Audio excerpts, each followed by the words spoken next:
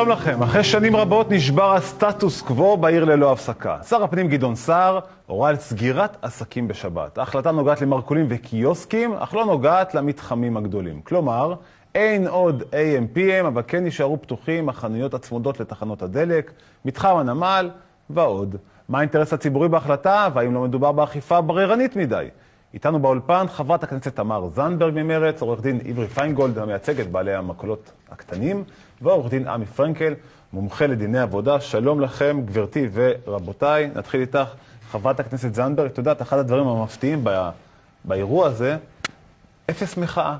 אז קרה, אז הוא סגר. איפה כל תושבי תל אביב לדעתך? איפה המחאה שהייתה, את יודעת, זר שהיה נקלע לאירוע לפני ואומר, יסגרו את החנויות בשבת, מה יקרה פה? אתה רוצה לקבוע חילונים על הגדרות וכלום.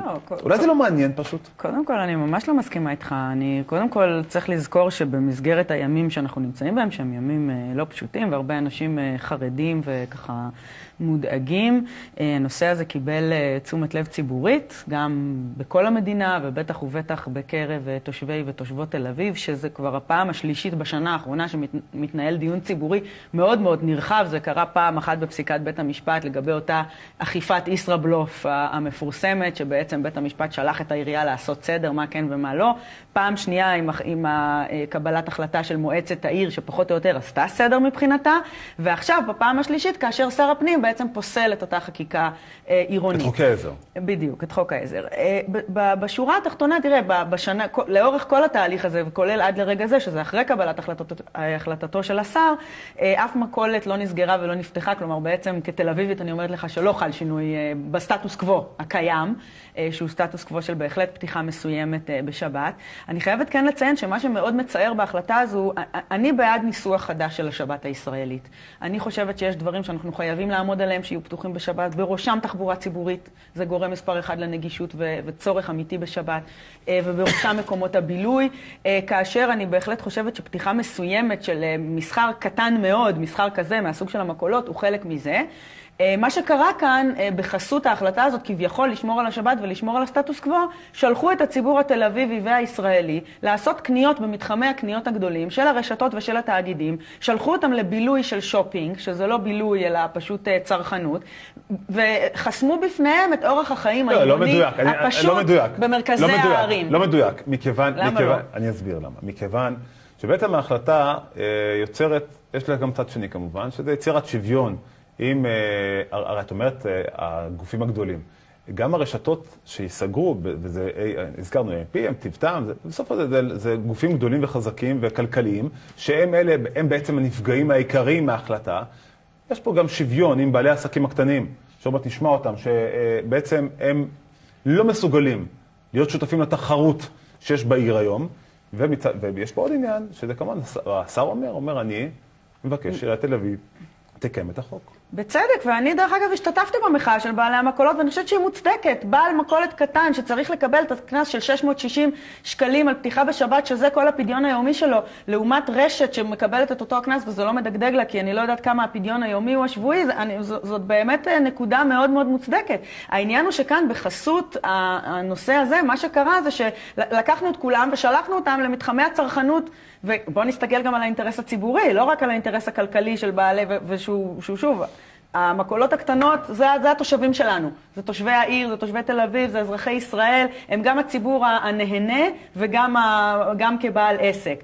אבל מה עשינו כאן? במחי החלטה שמשנה את אורח החיים התל אביבי, במקום לנסח איזושהי החלטה מאוזנת, שתענה על הצרכים של כל הציבור בשבת, שלחנו את הציבור לעשות שופינג במתחמי הקניות, ורק למי שיש רכב פרטי יכול להגיע לשם. כלומר, אנחנו נחנה במגרש חנייה לוהט, נשלם כסף על חנייה, נלך לעשות קניות וזה בילוי בשבת. אבל לנסוע לים באוטובוס ובדרך לקנות ארטיק במכולת, זה לא. אז איפה ההיגיון? אז עורך דין פיינגולד, בעצם אומרת חברת הכנסת זנדברג, אני איתך. אתה נפגע מהחלטתו של גדעון סער, אז על מה אתה בדיוק מברך? קודם כל, הדיון שאתם מנהלים פה מתבסס על תשתית עובדתית לא נכונה, שהתחילה כבר באופן בו אתה הצגת את הדברים. וחשוב מאוד להעמיד דברים על דיוקם.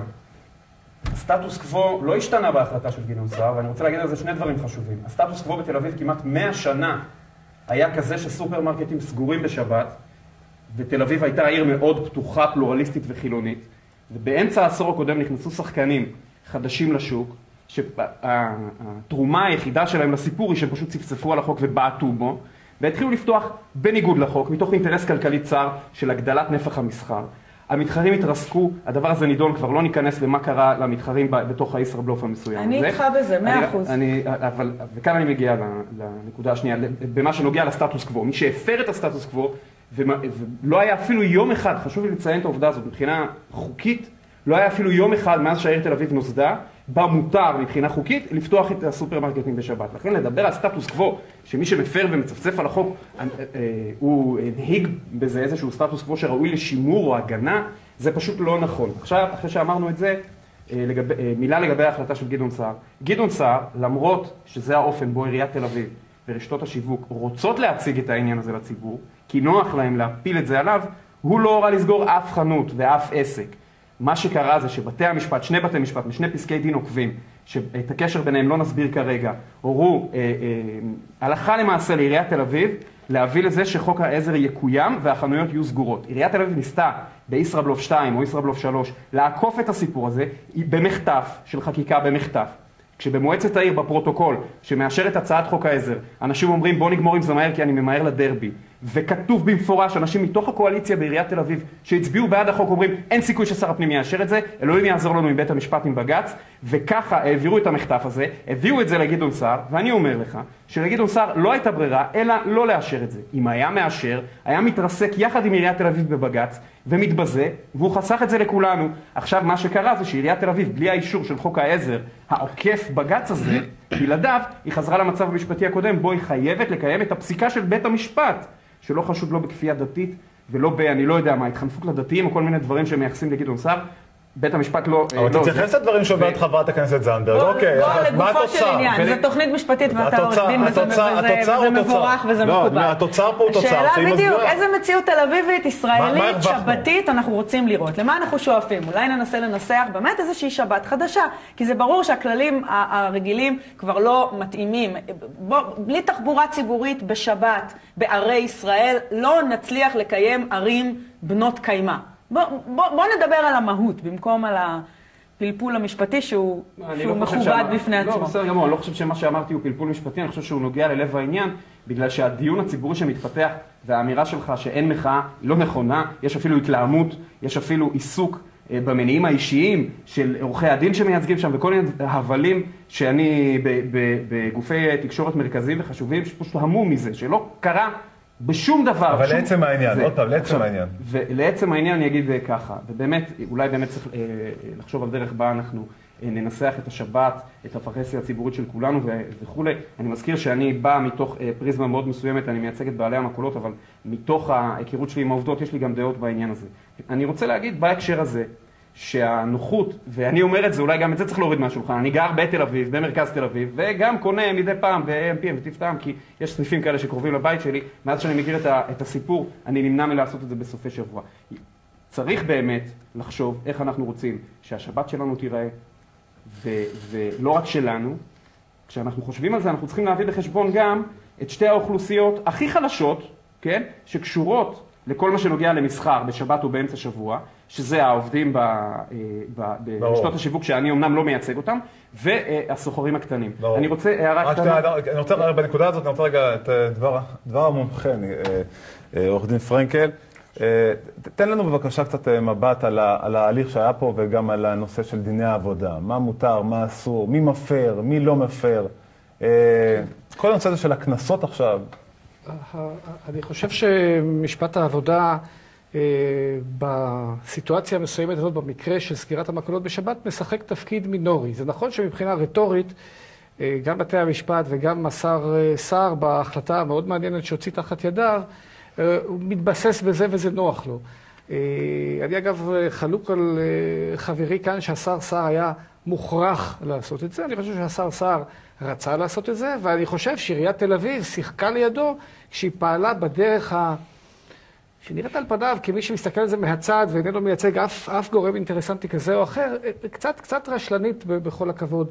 וכיוון שכשבודקים את האופן שבו עיריית תל אביב מנסה להכשיר את המצב, במקום לקיים דיון רציני, בין אם ציבורי ברוח הדברים של חברת הכנסת זנדברג, ובין אם ממשפט מנהלי פרופר, הרי שהעבודה שנעשתה היא כזו שמאפשרת לקרוא את זה לגזרים בקלות בערכאות השונות ובהחלטת השר. עכשיו, משפט העבודה משחק פה תפקיד, אבל יחסית תפקיד מינורי. זה של השר סער, נוח להיאחז בזה, זה נחמד, אבל בפועל חוק שעות עבודה ומנוחה פשוט אוסר על עבודה בשבתות. אגב, לא רק של עובדים, גם של בעלי המכולת עצמם. הוא חוק פטרנליסטי שנועד להגן על ציבור רחב יותר, זה מעניין לציין, זה חוק הרי לפני עשרות שנים. והוא גם אוסר לעבוד שעות נוספות, ומותר לעבוד שעות נוספות, ומותר לעבוד בשבת, בהיתר, והוא קובע לצידו קנס. והקנסות, בין אם זה לשבת ובין אם זה לשעות נוספות, אני לא יודע עד כמה הציבור יודע את זה, נועד לא לקבוע תעריף שכדאי לי העובד לעבוד וזה נחמד, כמו שהרבה עובדים בפועל יאמרו לך, כי זה נחמד להם, היה עכשיו בעיתונים, העובדים ברשתות, הם עצמם, בלי לנקוט עמדה, הם עצמם שמחים לעבוד בשבת מכיוון ואני שמח לפחות שמשלבים את אותו תעריף, את אותו קנס של 150% לשעה, אז הם המשכורת שלהם משתפרת בצורה מובהקת, ולפחות ההיבט הזה של חוקי עבודה נאכף, אבל החוק, המחוקק כבר בשנות ה-50 וה-60, כשחוקק שורה של חוקי מגן, המטרה שלו הייתה, ולא מאספקט דתי כלל וכלל, אלא מאספקט סוציאלי חברתי, למנוע מצב שאנשים עובדים ועובדים ועובדים ועובדים, ולא ערב ולא יום ולא משפחה וכו'. זה הרציונל. ומכאן גם התעריפונים הגבוהים האלה שנקבעו. שים לב אבל שכל הדיון פה למעשה מרכזו אינו כל כך משפט העבודה, אלא המשפט המנהלי. האופן שבו פקודת העיריות הסמיכה את העיריות, את הרשויות המקומיות, לחוקק חקיקת משנה, חוקי העזר של תל אביב. מדובר בחוק שעדיין עומד על מכונו. ובעצם מה שעשה סער, הוא בעצם ביטל את החקיקה, את חקיקת... הוא פסל את החקיקת... אני רוצה בנקודה הזאת להראות לכם את דברים שאומר השר גדעון סער בנקודה הזאת, בבקשה. בנושא, מה שנקרא המרכולים, ההחלטה עצמה הייתה לא מידתית. ההחלטה הייתה החלטה גורפת, שגם נתנה איזושהי סמכות שמעדיפה עסקים עבריינים מלפני החוק על עסקים אחרים, וזאת הייתה החלטה שלא מבחינה משפטית, לא מבחינה ציבורית ולא מבחינה ערכית אפשר היה לאשר. מה שבית המשפט העליון אמר על עיריית תל אביב בשלב א', דהיינו ישראבלוף, היה בדיוק בשלב ב', דהיינו, לקחו את מפת העבריינות. הם עבריינים מיום הקמתם במשך שנים, עברו על החוק, וכעת לוקחים רשימה עם מספרים לכל רחוב, בלי אמות מידה, תוך אפליה אפילו בין מי ששמר על החוק לבין מי שלא שמר על החוק, ומלבינים בעצם באחת את כל הדבר הזה. אם זו שאלה שמעניינת רק את הדתיים, או זה מעניינת אותנו, א', כמדינה דמוקרטית, שנושא שלטון החוק פה נפגע קשה, וב' כמדינה יהודית שהצביון הלאומי של השבת הוא אחד מסימני ההיכר שלה. תראה, חברת הכנסת זנדברג, אומר שר הפנים, הם עבריינים, מה אתם רוצים ממני? אני שר הפנים, אומר בית המשפט, הם בניגוד לחוק. אני אגיד את מה שאמרנו שוב בהזדמנויות הקודמות, גם אחרי החלטת בית המשפט וגם אחרי החלטת מועצת העיר. יש לנו כאן הזדמנות לנסח מחדש את השבת הישראלית. אני מצטרפת כאן לבעלי המכולות הקטנים, אני אומרת שוב, כחברת מועצה בעיריית תל אביב לשעבר דאז, אני השתתפתי במחאה של... בדיון הזה את היית? לא הייתי, זה כבר היה... בדיון לא, בדיון הזה כבר אני הייתי חברת כנסת, אבל בהחלט בקדנציה הקודמת אני השתתפתי במחאה של בעלי המכולות נגד הרשתות הגדולות. אני בהחלט חושבת שפתיחה בלתי מרוסנת של כל הסופרים וכל המסחר וכל מקומות העבודה, השבת היא ערך לא רק יהודי, היא ערך סוציאלי חשוב ואני בעד לשמור עליו. אני רק אומרת, יש לנו שוב כאן הזדמנות לנסח איזושהי שבת משותפת ומה היא כן מאפשרת, ושהיא תהיה שבת שמושתתת על אבל זה בסדר, זה כבר מעניין, אבל מה עכשיו? מה אתם מצפים, מה אתם רוצים ממנו? זה בדיוק העניין. אני לדוגמה, אם אנחנו הולכים הרי על מה היא אותה החלטת ישראבלוף? אותה החלטת ישראבלוף זה לגבי האכיפה. אני בהחלט הייתי מכבידה יד אוכפת על המקומות הגדולים, ודרך אגב, זה גם לא, רוב הסופרים הגדולים שפתוחים במהלך השבוע בתל אביב סגורים בשבת. מדובר על מספר, אותם מרכולים, אתה יודע, זה אותם סניפים, מי שמכיר, אותם סניפים עירוניים, זה הסניפים הקטנים יותר, זה הסניפים שקונים בהם, הרי אנשים לא באים לעשות קניות עם עגלות מלאות, קניות לשבת, לחיתולים ולילדים ולעוף לשבת וכל זה בשבת. זה קניות שמיועדות לפריטים הקטנים שאפשר, אתה יודע, זה בדיוק לא צרכנות ושופינג, וזה בדיוק נופל יותר תחת ההגדרה של בילוי או צרכים קטנים ומינוריים. אז אני כן חושבת שאפשר ביחד עם בעלי המכולות הקטנים, ששוב, זה תושבי העיר. זה עסקים קטנים, זה אנשים שהם הראשונים שנפגעים, ואני לא רוצה להכריח את אותו בעל מכולת לא לפתוח בשבת וגם לא להיפגע מזה שהוא לא פותח בשבת. אני כן חושבת שצריך להגיע לאיזשהו ניסוח כזה של מה המקומות הקטנים שיכולים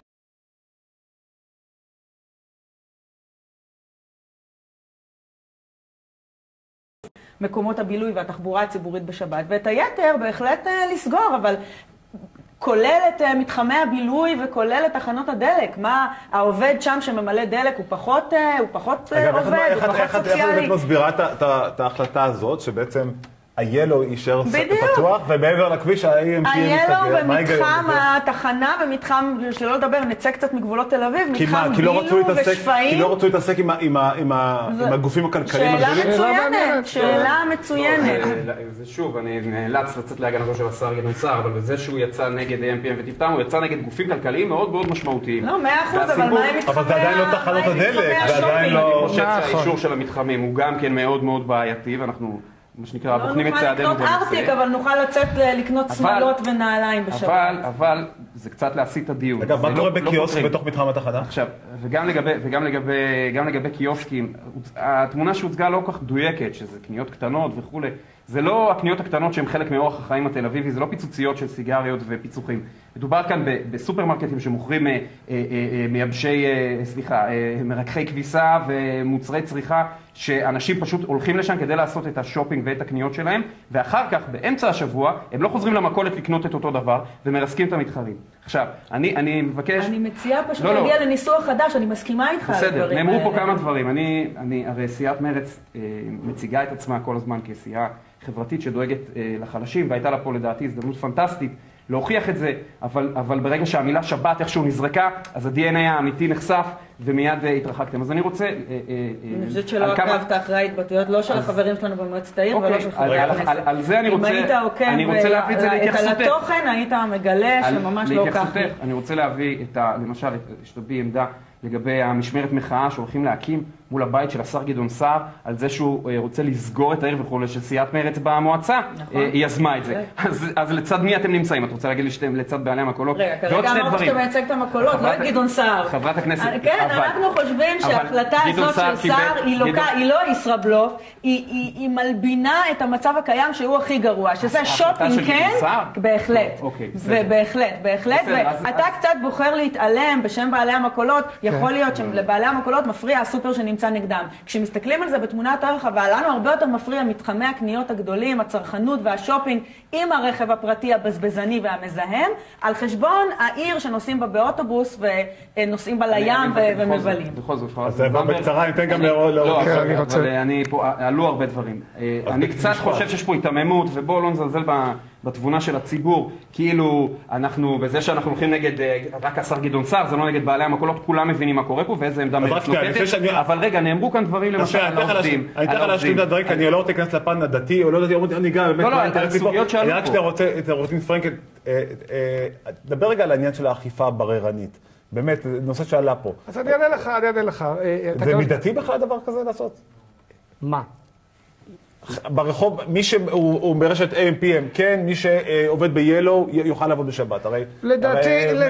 הרי זה באותה אישור, זה באותה רשות מקומית. נכון, אבל לפעמים לא כל כך רחוק אחד מהשני. אני חושב שזה מאוד בעייתי, אני גם לא כל כך רואה את ההבדל בין הסעיף הקטן של AMPM ליד הבית, מול הפיצוצייה הגדולה שמולו, איפה זה. קווי המתאר פה לגמרי לא ברורים. וחנות מוצרי בנייה במתחם נמל תל אביב, אתה כן רואה הבדל? בשבת מסחר פרוץ לחלוטין, אז זאת שאלה, אבל זאת שאלה, לא, שים לב, השאלה היא להפך. ציבורית, השאלה היא ציבורית ופוליטית. אבל אתה שאלת קודם, שמענו את השר סער אומר, השר סער הוא פוליטיקאי משופשף, והשר עושה בו בחוכמה. שוב, מכיוון שעיריית תל אביב, בדרך שבה התנהגה, לאו דווקא במדיניות, ולא משנה אם אתה בעד המדיניות או נגד המדיניות. אני אישית תושב תל אביב שקונה גם בשבתות, מודה ומתוודה, להמשיך לקנות ככל שיהיו לי חנויות כאלה פתוחות, ואני חושב שזה בסדר, אבל זה בכלל לא משנה. מבחינה משפטית, כשעירייה מתנהגת בצורה שאני לא מבין מדוע היא מתנהגת ככה, והיא לא קובעת קריטריונים אוניברסליים, וזה כן וזה לא, אז השר סער מהאינטרסים שלו, ורמזו על כך בתקשורת וכולי, נוח לו לבוא ולשאת את הדגלים של הדמוקרטיה ושלטון החוק, שיקרים אכן לכולנו. אבל יש, והיו גם בעבר חקיקה בתחומים שונים אחרים, שהיא הייתה אות מתה, במישור הפלילי, שנים רבות לא אכפו את האיסור על יחסי מין בין הומוסקסואלים. היה חוק, הייתה בעיה פוליטית לשנות את החוק, לא אכפו את החוק ולא קרה שום דבר. יחד עם זאת אומר בג"ץ, וקשה לומר קשה לתקוף את זה, שכשכבר יש לך חוק, אנא, דאג שהוא ייאכף, ואם אתה לא אוכף אותו, שנה אותו. יש כאן קונסטלציה פוליטית, שקשה מאוד בכנסת להוביל מהלכים דרסטיים בעניין הזה. זה ברור שיש פה החלטה פוליטית. חברת הכנסת זנדברג, זה יותר החלטה בעינייך, שהיא פוגעת בסטטוס קוו של יחסי דת מדינה, או יחסי דת אוכלוסייה, שגר בתל אביב, או שיותר מטריד אותך הנושא שדיברנו עליו כעת, של עסקים בשבת והנוחות והסטטוס קוו. הסטטוס קוו עבר המון שינויים בשנים האחרונות. לא, אתם יוצאים להפגנה, מה מטריד פה? כן, אז אני אומרת, הסטטוס קוו עצמו עבר הרבה מאוד שינויים, חלקם קרו כבר כמו פתיחת בתי קולנוע שבעבר לא היו, וכמו פתיחת חנויות, וכמו חלק מהגורמים אנחנו מבקשים לשנות בסטטוס קוו, כמו לדוגמה תחבורה ציבורית בשבת. מה שמאוד מטריד אותי כאן, גם כחברת מועצה לשעבר וגם עכשיו כחברת כנסת, זה השינוי באורח החיים העירוני. אני גם הקמתי, מזמינה אתכם, אתמול היה כינוס היסוד של השדולה לעירוניות. יש כאן פגיעה אנושה במה זה אורח החיים העירוני, בלי שום קשר לשבת. אני בכוונה ובאמת שמה את השבת בצד.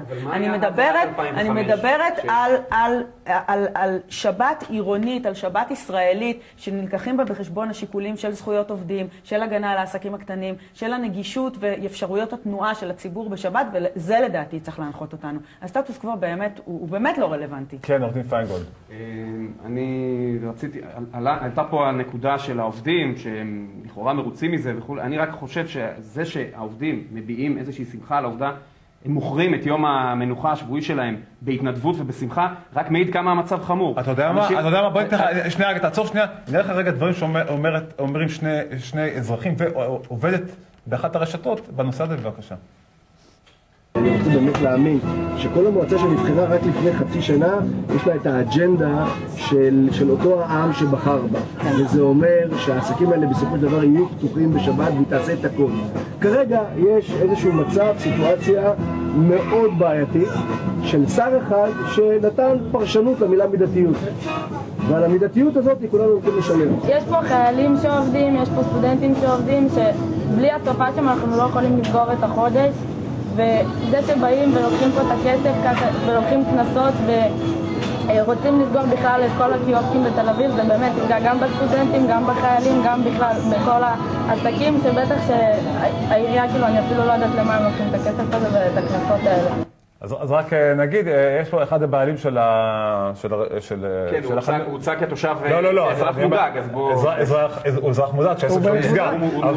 הוא מודאג. והעובדת שכמובן סטודנטים שמדברים על העובדה שהאופציה שלהם לעבוד בסופי שבוע היא אופציה מטיבה.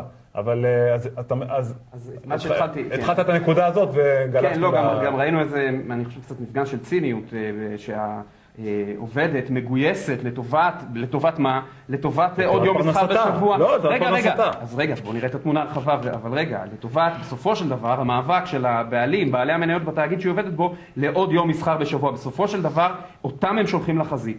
ואני רוצה שני דברים להגיד על זה. קודם כל, חמור מאוד שאנשים הגיעו במצוקתם, כבר הגיעו למצב שמוכנים למכור את הזכות היסודית, מימים ימימה ליום מנוחה שבועי בשביל ה-150% העלובים האלה.